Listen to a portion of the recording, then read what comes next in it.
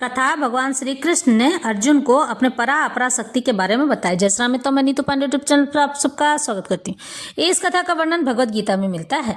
भगवान स्वयं कहते हैं कि मैं सबसे परे हूँ और सबसे ऊपर भी हूँ। वैसे 1 नवंबर को अघन मास की मोक्षदा एकादशी है। इस दिन भगवान श्री कृष्ण ने अर्जुन को भगवत गीता का ज्ञान दिया था। जो लोग इस एकादशी का व्रत करेंगे वो लोग भगवत गीता के किसी भी एक श्लोक को पढ़ लेने से मोक्ष के भागी बन जाएंगे।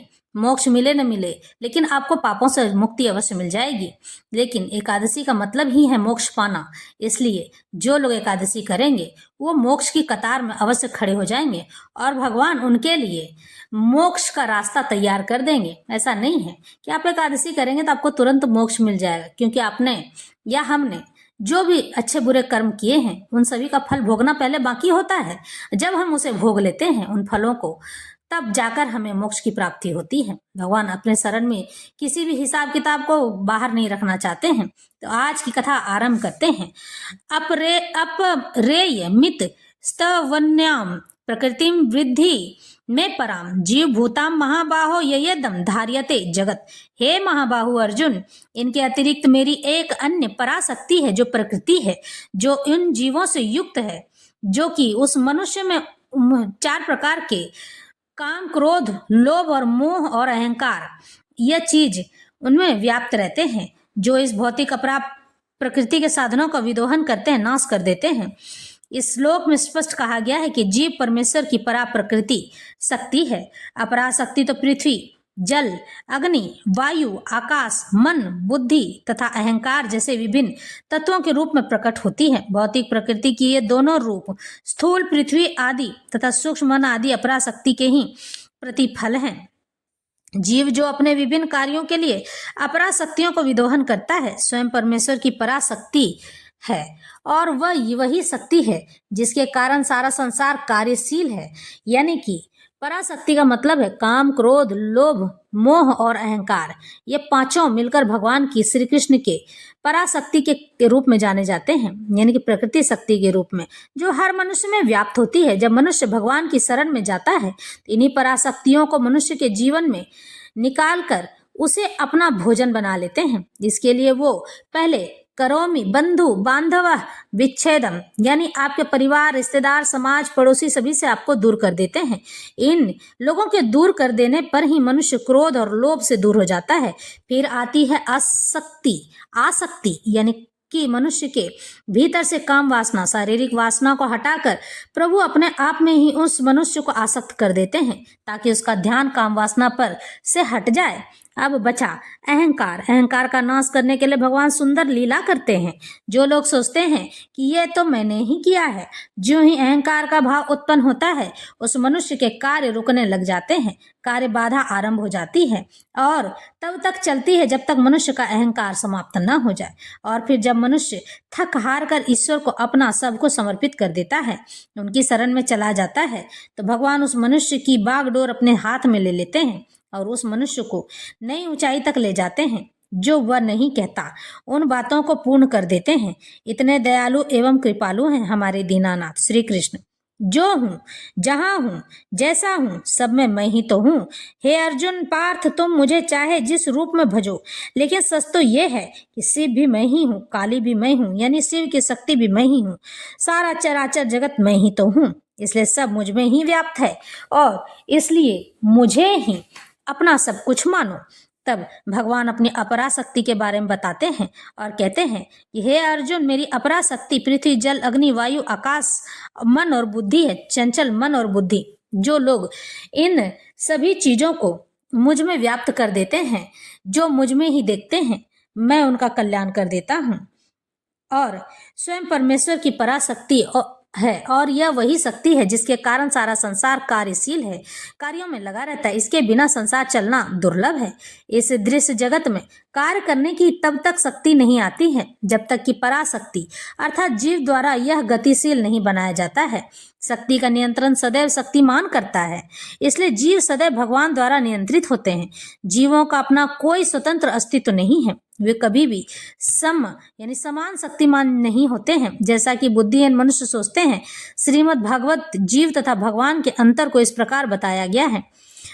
अपरिमिता ध्रुवास्त नृभृतो यदि सर्वगता स्तर्हि न सास्यतेति नियमो ध्रुव नेत्र था अजनीच यन्मनयम तद विमुच्य नियंत्री भवेत् सममनु जानताम यद मतम मत दुष्टतया। हे परम शाश्वत, यदि सारे देहधारी यानी कि सभी मनुष्य जीव आपकी ही तरह शाश्वत एवं सर्वव्यापी होते तो आपके नियंत्रण में न होते, किंतु यदि जीवों को आपकी सूक्ष्म शक्ति के रूप में मान लिया जाए, यानी कि सभी जीवों में आपकी ही ऊर्जा है, तब तो वे सभी आपके परम नियंत्रण में आ जाते हैं। इसलिए वास्तविक मुक्ति तो आपकी शरण में ही जाना है और इस शरणागति से वे दुखी होंगे। उस स्वरूप में ही वे नियंता बन सकते हैं। इसलिए अल्पज्ञ, जिनको छोटा ज्ञान है, अल्पज्ञ पुरुष जो अद्वैतवाद के पक्षधर हैं, यानी कि जिन्हें थोड़ा ज्ञान है और उस पक्ष में चले जाते हैं भगवान कुछ भी नहीं है और समझना नहीं चाहते और इसे सिद्धांत का प्रचार करते हैं कि भगवान और जीव सभी प्रकार से एक दूसरे के समान हैं, यानी कि बराबर हैं। वास्तव में वे प्रदूषित मत द्वारा निर्देशित होते हैं, यानी कि उनके मन जो है बड़े गंदे होते हैं और आसक्ति में ज्यादा ही लीन रहते हैं, इसलिए वो भगवान को नहीं मानते हैं। हे परमेश्वर, कृष्ण ही एकमात्र नियंता है यानी करने वाले हैं और सारे जीव उन्हीं के द्वारा नियंत्रित होते हैं। भगवान सबको अपने नियंत्रण में रखते हैं ताकि वह अपने नियंत्रण में रहकर सभी कार्य सुचारू रूप से कर सके, सभी ढंग से चल सके। सारे जीव उनकी पराशक्ति हैं जो कि उनकी शक्तियों से परे है और इस प्रकृति में व्याप्त है, क्योंकि उनके गुण परमेश्वर के समान है, किंतु वे शक्ति की मात्रा के विषय में कभी भी समान नहीं है। स्थूल सूक्ष्म अपराशक्ति का उपभोग करते हुए पराशक्ति जीव को अपने वास्तविक मन तथा बुद्धि की विस्मृति हो जाती है। इस विस्मृति का कारण जीव पर जड़ प्रकृति का प्रभाव है, लेकिन जब जीव माया के बंधन से मुक्त हो जाता है तो उसे मुक्ति पद प्राप्त होता है। माया के प्रभाव में आकर अहंकार सोचता है मैं ही पदार्थ हूँ, ये मैं ही सब कुछ करता हूँ और सारी भौतिक उपलब्धि मेरी ही है। जब वह सारे भौतिक विचारों से, जिनमें भगवान के साथ तादात्म्य की सम्मिलित है, मुक्त हो जाता है तो उसे वास्तविक स्थिति प्राप्त होती है। इसलिए यह निष्कर्ष निकाला जा सकता है कि गीता जीव को कृष्ण की अनेक शक्तियों में से एक मानती है और जब यह शक्ति भौतिक कलमश से मुक्त हो जाती है तो यह पूर्णतया कृष्ण भावना, भक्ति या बंधन मुक्त हो जाती है। यानी भगवान स्वयं कहते हैं सब कुछ मैं ही हूँ, सबका मन मुझ में ही रमा रहे तो वह अपने भवसागर से पार हो जाएगा, यानी कि इस सृष्टि से, माया से पार हो जाएगा। माया से निकलना इतना भी आसान नहीं है। माया से निकलने के लिए मनुष्य को अब कर्म बंधनों को तोड़ना होता है, यानी अपने रिश्तेदार, नातेदार, भाई, बंधु, बेटा, पति, पत्नी सबसे अलग होना पड़ता है। तब जाके कोई मनुष्य माया से रहित होता है और उस पर भी ईश्वर से प्रीति करनी होती है, ईश्वर में मन लगाना होता है। जब आप ईश्वर के पास जाएंगे ना तो वो आपके मन के विकारों को दूर कर देंगे। आपके मन में गंदे चल रहे विकार धीरे धीरे करके दूर होते चले जाएंगे। मनुष्य यह बात नहीं समझ पाता है कि उसमें मन में जाप करते समय चल रहे यह विकार भगवान की ही देन है। जब आप जाप करते हैं तो आप अपने गुरु से अवश्य पूछिएगा। बिना गुरु के किसी भी मंत्र का जाप नहीं करना चाहिए, क्योंकि जब मनुष्य की अधोगति होती है, दुर्गति होती है ना, तो उसके लिए भगवान जिम्मेदार नहीं होते, मनुष्य स्वयं होता है। भगवान ने स्वयं कहा है कि माता के बाद स्थान गुरु का होता है, इसलिए जीवन में गुरु अवश्य बनाना चाहिए। पहले स्थान माता को प्राप्त है, फिर गुरु को, फिर पिता को। पिता तृतीय स्थान में आते हैं। इसलिए माता का सम्मान करते हुए गुरु का आदर करना चाहिए और पिता को सर्वश्रेष्ठ मानना चाहिए, क्योंकि पिता से ही मनुष्य के शरीर की हड्डी तैयार होती है, जिससे आप अपना सारा काम कर सकते हैं। यह बात भगीरथ की कथा में आती है। किसी दिन इस कथा का भी अवलोकन अवश्य करूंगी।